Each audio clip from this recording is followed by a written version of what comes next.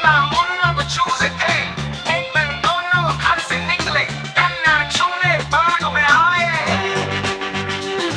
मुन्ना ने एक कीड़ा देखा, चुना एक दाने पे लपका, पतला पतला लंबा लंबा।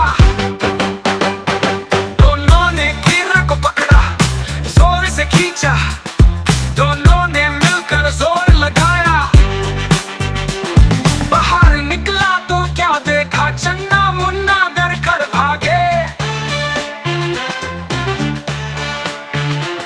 मुन्ना ने चुन्ना को बुलाया, जोर से पकड़ा,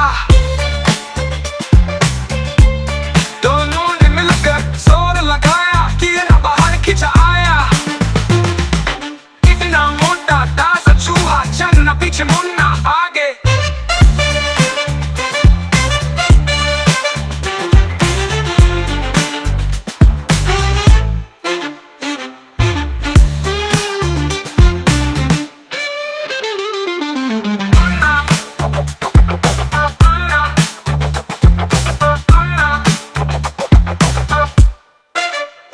मुन्ना ने चुन्ना को बुलाया,